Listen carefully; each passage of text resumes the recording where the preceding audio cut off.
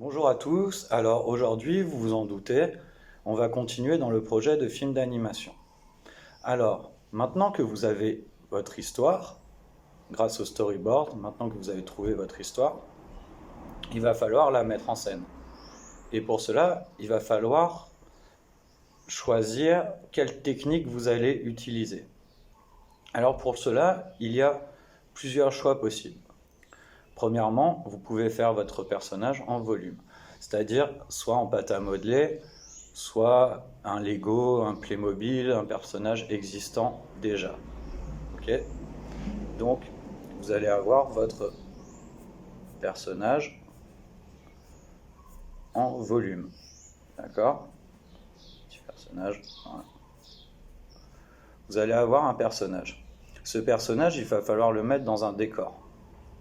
Donc, vous allez prendre une feuille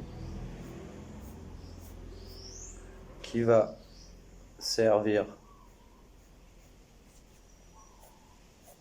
de sol, ok, et une feuille qui va servir de fond.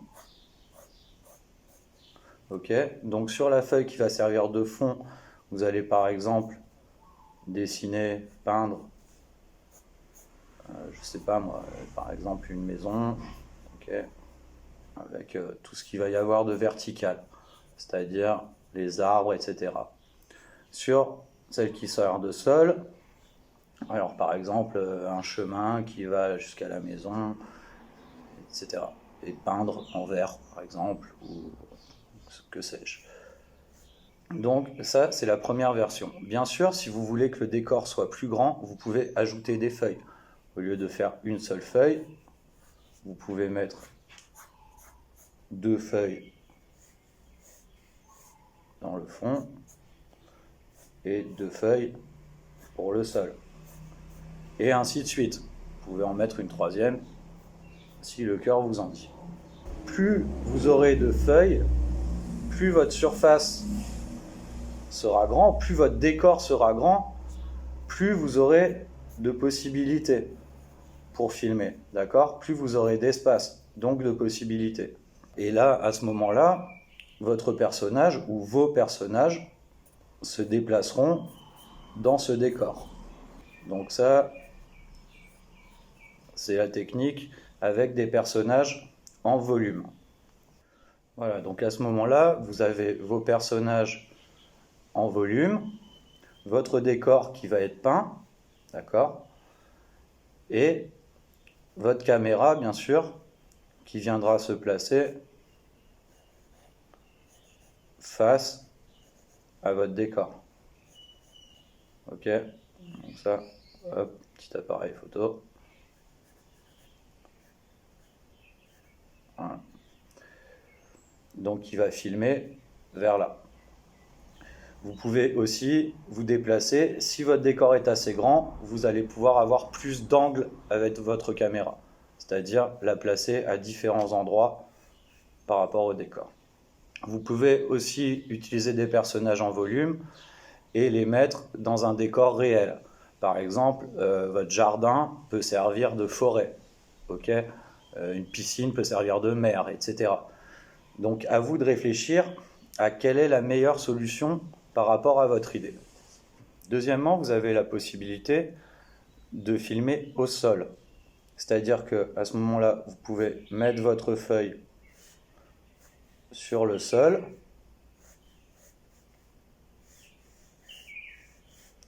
et trouver un moyen pour mettre votre caméra au-dessus, d'accord, qui va filmer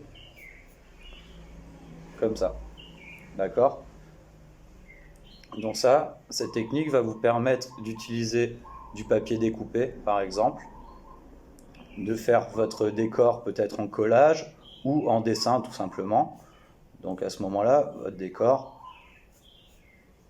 sera entièrement sur la feuille. Là, hop, vous avez le sol et vos personnages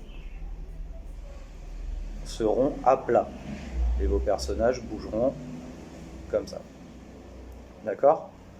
Alors donc avec cette technique de filmer à plat, vous pouvez utiliser des papiers découpés. Par exemple, vous pouvez faire votre personnage, donc une tête, le corps, d'accord, avec le cou pour pouvoir accrocher la tête, les bras. Donc vous remarquez que votre personnage est en pièces détachées. Ok, les bras, les jambes. Bon, là, je fais vraiment le plus simple possible. À vous de faire vos personnages qui soient le mieux possible. Vous pouvez faire aussi plusieurs têtes pour donner à votre personnage des expressions différentes. D'accord ? Après, il vous suffit de découper ce personnage.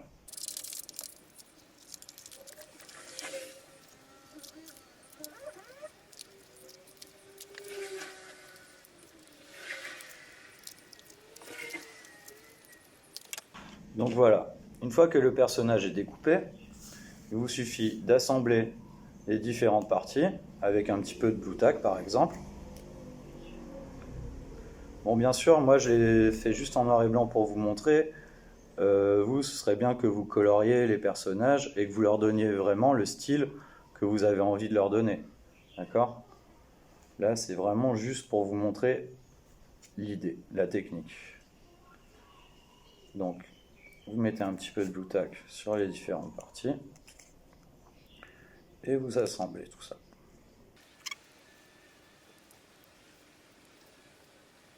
Maintenant, il ne reste plus qu'à faire évoluer votre personnage dans ce décor.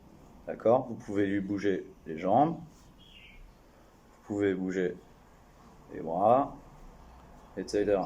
Donc à chaque fois, hein, vous savez, on prend une photo, on bouge un petit peu, on prend une autre photo, on bouge un petit peu, on prend une autre photo, on bouge un petit peu, on prend une photo, hop, et ainsi de suite.